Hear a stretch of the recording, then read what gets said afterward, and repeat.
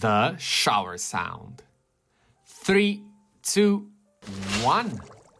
Hello, everybody, and welcome back to episode 241 of the Shower Podcast, the podcast where I'm in my shower and you do you. I'm your host, Chip, and today we continue our mini-series, Shower Stories, exploring how some of the world's most creative people found their spark in the most ordinary places.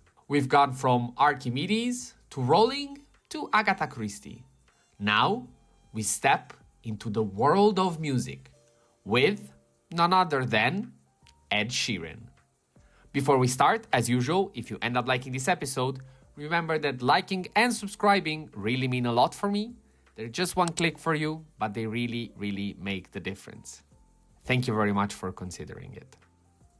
So, Ed Sheeran, singer, songwriter, one of the most streamed artists on the planet, and also one of the most famous ginger people in the world.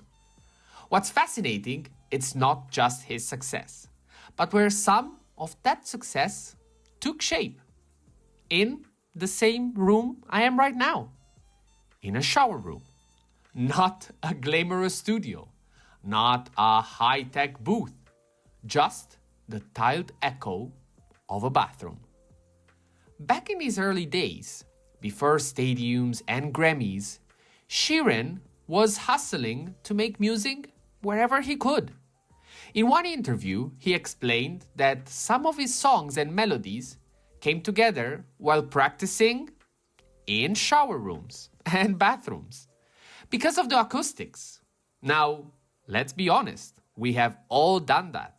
Who hasn't seen the stereotype of a person singing awfully in the shower?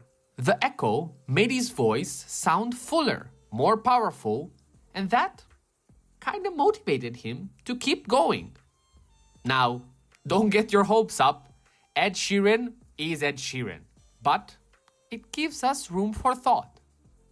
A bathroom, a place we take for granted, gave him the reverb and resonance of a studio. It gave him confidence at a time when he didn't have the budget, the recognition, nor the platform. It made him sound big, even when he was just one young guy with a guitar. There's something almost symbolic here. Sheeran didn't wait for perfect conditions. He didn't wait for a label or fancy gear or the famous right moment. He used what he had, even if it was just a shower room with echoey tiles. And that became the ground where his music grew. If you are a fan and you've ever listened to early Sheeran tracks or his famous live loop performances, you know how much he values raw, stripped down sound. That mindset of using simplicity and rawness started with places like the shower room. He once said that playing hundreds of small gigs, sometimes in pubs with barely a dozen people, taught him more than anything else. And the shower room? It was just another one of these small spaces. Imperfect spaces that prepared him for the big ones. So, here's your reflection for today. Don't wait for perfect conditions. Don't wait for the right tools, the right space, or the right audience.